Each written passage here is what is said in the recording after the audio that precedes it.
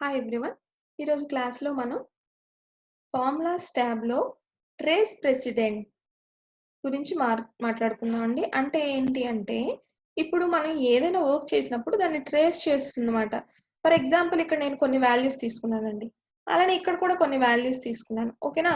So, ఇప్పుడు మనం already formulas ట్యాబ్‌లో చెప్పుకున్నాం కదా! సమ్ ఎలా చేయాలి, యావరేజ్ ఎలా చేయాలి అనేది. ఇప్పుడు నేను ఈ వాల్యూస్ అన్నిటికి సమ్ ఫైండ్ చేస్తానండి. ఫర్ ఎగ్జాంపుల్ ఈ సెల్‌లో నేను ఈక్వల్ టు సమ్ ఆఫ్ అని చెప్పి ఈ వాల్యూస్ అన్నిటిని సెలెక్ట్ చేసుకుంటున్నాను ఈ రేంజ్ అంతా. ఓకే. బ్రాకెట్ క్లోజ్ చేసేసి ఎంటర్ అన్నాను. వెంటనే మనకి ఇక్కడ సమ్ వచ్చేసింది కదా 350 అని. ఇదొచ్చి వీటికి సమ్. అలానే నేను ఇక్కడ వీటికి కూడా సమ్ తీసుకుంటాను. బట్ ఇక్కడ నేను రేంజ్ సెలెక్ట్ చేసుకున్నట్టుగా కాకుండా ఇండివిడ్యువల్ గా సెలెక్ట్ చేసుకుని సమ్ తీసుకుంటాను. ఫర్ ఎగ్జాంపుల్ నేను ఇక్కడ ఈజ్ ఈక్వల్స్ టు సమ్ అని చెప్పి ఇచ్చి ఇండివిడ్యువల్ వాల్యూస్ ని సెలెక్ట్ చేసుకుంటున్నానండి. ఇది సెలెక్ట్ చేసుకున్నాను ప్లస్ అన్నాను. నెక్స్ట్ వాల్యూ సెలెక్ట్ చేసుకొని ప్లస్ తీసుకున్నాను. నెక్స్ట్ వాల్యూ అంటే ఏంటి, ఇండివిడ్యువల్ గా సమ్ తీసుకుంటున్నాను. ఇది ఎందుకు అంటే మనం ట్రేస్ ప్రెసిడెంట్ సెలెక్ట్ చేసేటప్పుడు మనకి ఈజీగా అది ఫైండ్ చేస్తుంది. ఇప్పుడు చూడండి ఇక్కడ 309 వచ్చింది ఈ వాల్యూస్ అన్నిటికీ కలిపిన సమ్. అవునా? సో ఇప్పుడు నేను ఏం చేస్తానంటే వీటికి కావాల్సిన సమ్ ఇది కదా, సో ఈ సమ్ దగ్గర సెలెక్ట్ చేసుకొని నేను ఇక్కడ ట్రేస్ ప్రెసిడెంట్స్ అన్నాను. వెంటనే చూడండి ఇది మనకి సింగిల్ యారో ఇక్కడ నుంచి ఇక్కడికి చూపిస్తుంది. అంటే ఏంటి, కంబైన్డ్ గా వీటన్నిటికీ కలిపిన రేంజ్ తీసుకున్నాం కాబట్టి మనకి సింగిల్ యారో వచ్చింది. అదే నేను ఇక్కడ ట్రేస్ ప్రెసిడెంట్స్ ని ఇక్కడ కర్సర్ పెట్టి ఈ సమ్ దగ్గర కర్సర్ పెట్టి ట్రేస్ ప్రెసిడెంట్స్ అనగానే చూడండి మనకి ఇండివిడ్యువల్ యారోస్ వచ్చాయి. అంటే ఇండివిడ్యువల్ వాల్యూస్ ని మనం కంబైన్ చేసి ఇక్కడ ఎడిషన్ వచ్చింది అని చూపిస్తుంది. ఇక్కడైతే కంప్లీట్ గా రేంజ్ సెలెక్ట్ చేసేసుకున్నాం కదా ఇక్కడ నుంచి ఇక్కడ వరకు. సో అందుకు మనకి సింగిల్ యారో వచ్చింది అనమాట. అలా మనం అంటే ఈ వాల్యూ దేనికి సంబంధించింది అంటే వీటి ఎడిషన్ కి సంబంధించింది అనేది మనకి యారో మార్క్ లో చూపిస్తుంది. ఓకేనా? అలా మనం ట్రేస్ ప్రెసిడెంట్స్ ని ఫైండ్ చేయొచ్చు. ఓకేనా? అలా ట్రేస్ ప్రెసిడెంట్స్ ని మనం ఫైండ్ చేయొచ్చు. ఇప్పుడు నాకు ఇది అవసరం లేదు అనుకుంటే ఇక్కడ చూడండి మనకి రిమూవ్ యారోస్ అని ఉంది కదా, రిమూవ్ యారోస్ మీద క్లిక్ చేస్తే మనకి ఆటోమేటిక్ గా యారోస్ అనేవి రిమూవ్ అయిపోతాయండి. ఇప్పుడు నేను రిమూవ్ యారోస్ అంటాను. రిమూవ్ యారోస్ అనగానే చూడండి యారోస్ అన్ని రిమూవ్ అయిపోయాయి. సో అలా మనం ట్రేస్ ప్రెసిడెంట్స్ ని చెక్ చేసుకోవచ్చు. ఓకేనా?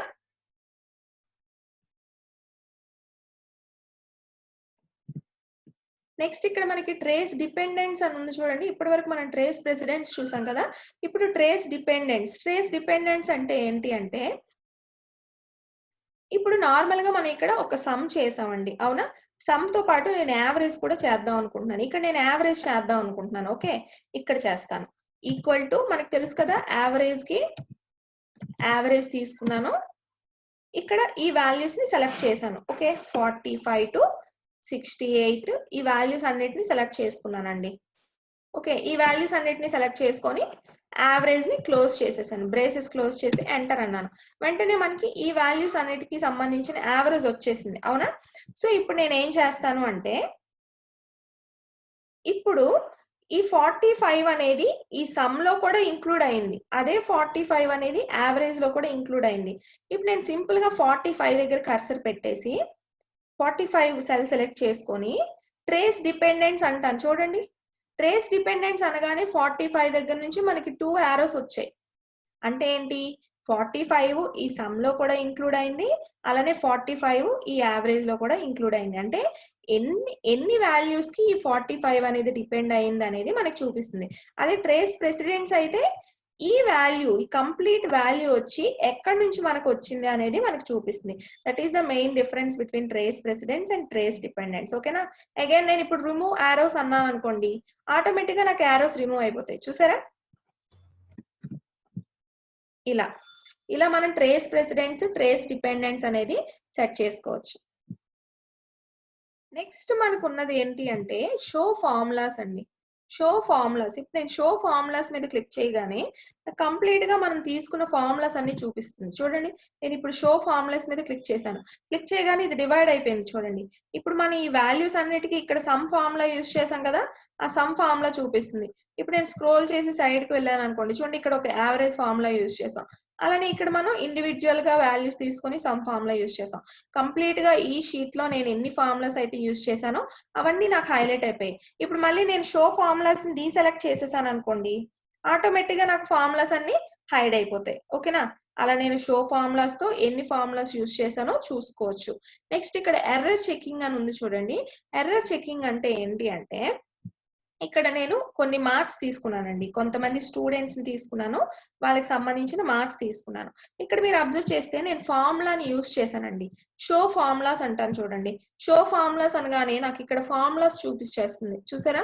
ఇక్కడ నేను ఫైనల్‌గా సమ్ ఆఫ్ అని చెప్పి సమ్ ఫార్ములాస్ తీసుకున్నాను. అంటే హిందీలో, మ్యాథ్స్‌లో, ఫిజిక్స్‌లో, సైన్స్‌లో ఒక్కొక్కరికి ఎంత సమ్ వచ్చిందనేది నేనిక్కడ ఫార్ములా తీసుకున్నాను. కానీ నాకిక్కడ ఎర్రర్ చూపిస్తుంది చూడండి.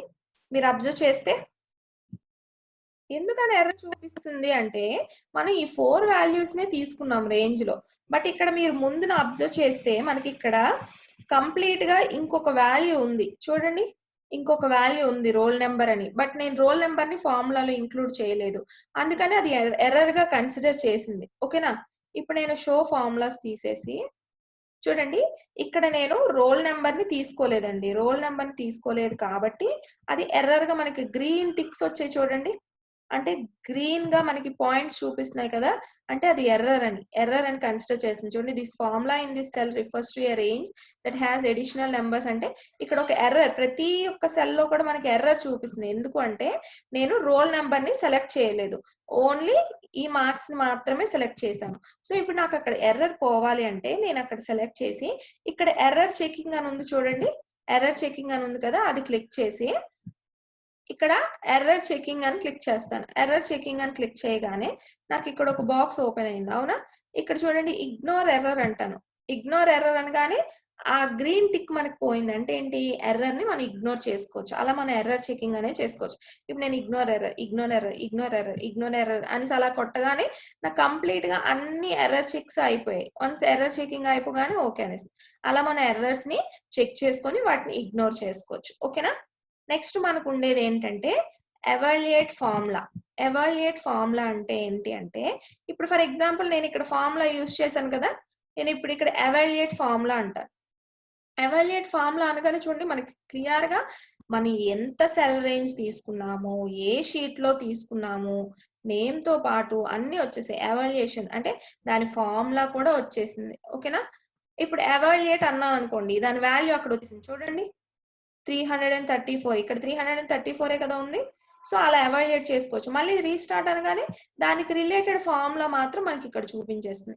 అలా మనం ఫార్ములాస్‌ని ఎవాల్యుయేట్ చేసుకోవచ్చండి. అంటే మనకి ఇక్కడ ఏ ఫార్ములా యూజ్ చేసామో అనేది తెలియాలంటే అక్కడ క్లిక్ చేసి ఎవాల్యుయేట్ ఫార్ములా అనగానే మనకి ఆ ఫార్ములా అనేది ఎవాల్యుయేట్ చేసేస్తుంది. ఓకేనా? నెక్స్ట్ మనకుండేది వాచ్ విండో. వాచ్ విండో అంటే ఏంటి అంటే ఫర్ ఎగ్జాంపుల్ నేనిప్పుడు వాచ్ విండో క్లిక్ చేస్తాను. వాచ్ విండోని క్లిక్ చేశానండి. క్లిక్ చేయగానే చూడండి ఇక్కడ మనం ప్రెజెంట్ ఒక్క విండోనే యూజ్ చేసాం. అవునా? చూడండి. ఇప్పుడు ఫర్ ఎగ్జాంపుల్ నేనిక్కడ పెట్టేసి వాచ్ విండో అంటాను. వాచ్ విండో అనగానే ఇప్పుడు నేను వాచ్ విండో అనగానే ఇక్కడ విండో ఓపెన్ అయింది. ఇప్పుడు యాడ్ వాచ్ అంటాను. యాడ్ వాచ్ అని చెప్పి ఇక్కడ రేంజ్ ఉంది చూసారా? ఆ రేంజ్‌ని మనం సెలెక్ట్ చేసుకోవాలి. ఫర్ ఎగ్జాంపుల్ నేను ఇక్కడి నుంచి ఇక్కడ వరకు సెలెక్ట్ చేసుకున్నానండి రేంజ్‌ని. యాడ్ అన్నాను. యాడ్ అనగానే మనకు కంప్లీట్‌గా ఇక్కడ యాడ్ అయిపోతుంది. చూసారా? మనకి కంప్లీట్‌గా యాడ్ అయిపోయి ఇదేంటి బుక్ 1 నేమ్ మనం తీసుకున్న షీట్ నేమ్ చూపిస్తుంది. షీట్ 2లో ఉన్నాం కదా! చూసారా? షీట్ 2లో ఉన్నాం కాబట్టి షీట్ 2 అని చూపిస్తుంది. చూసారా? షీట్ 2లో ఉన్నాం కాబట్టి షీట్ 2 అని చూపిస్తుంది. ఇక్కడ సెల్ ఏ1లో ఏముందంట? స్టూడెంట్ నేమ్ ఉంది. చూసారా? ఏ1లో స్టూడెంట్ నేమ్ ఉందని చూపిస్తుంది. అలానే మళ్ళీ మనకి ఏం చూపిస్తుంది? ఆహ్, వాల్యూ, వాల్యూ వచ్చి స్టూడెంట్ నేమ్ అని ఉంది. అక్కడ మనం ఫార్ములా ఏమి ఇవ్వలేదు కదా! సో, ఫార్ములా ఏం చూపించట్లేదు. ఫర్ ఎగ్జాంపుల్ మనం ఫార్ములా తీసుకుంటే మనకు ఫార్ములా చూపిస్తుంది. సో, అలా మనం కంప్లీట్‌గా చూసుకోవచ్చండి. ఇప్పుడు చూడండి ఇక్కడ మనం వచ్చేసరికి ఇక్కడ ఫార్ములాస్ చూపిస్తుంది చూడండి. ఇవేంటి 334, 352 వాటికి ఫార్ములాస్ తీసుకున్నాం కదా! ఇవి. కంప్లీట్‌గా అడిషన్ వాల్యూస్ ఇక్కడ చూడండి వాటికి ఫార్ములాస్ ఇచ్చాం కాబట్టి ఫార్ములా చూపిస్తున్నాం. అవి ఏ సెల్‌లో ఉన్నాయి జీ3, జీ4లో ఉన్నాయంట. షీట్ 2 మళ్ళీ సేమ్ బుక్ 1 ఇలా కంప్లీట్‌గా ప్రతి ఈచ్ అండ్ ఎవ్రీ సెల్ యొక్క ఇన్ఫర్మేషన్ మొత్తం మనకి ఇక్కడ వచ్చేసిందండి. దానికోసం మనం యూజ్ చేసేదే వాచ్ విండో. ఓకేనా? మనం సెలెక్ట్ చేసిన పార్ట్‌కి సంబంధించిన కంప్లీట్ ఇన్ఫర్మేషన్ మనకి ఇచ్చేస్తుంది వాచ్ విండో. ఓకే గైస్, ఇది ఈరోజు క్లాస్ అండి. ఈ క్లాస్ మీకు నచ్చినట్టు ఉంటే లైక్ చేయండి, షేర్ చేయండి. మీ ఫ్యామిలీ అండ్ ఫ్రెండ్స్‌కి నాలెడ్జ్‌ని కూడా షేర్ చేయండి. అలానే నా ఛానెల్‌ని ఇప్పటివరకు సబ్స్క్రైబ్ చేసుకోకపోతే ఖచ్చితంగా సబ్స్క్రైబ్ చేసుకోండి. ఇలాంటి మరిన్ని వీడియోస్ మీకు ఈజీగా అవైలబుల్‌గా ఉంటాయి. ఓకే. థాంక్ యూ అండి.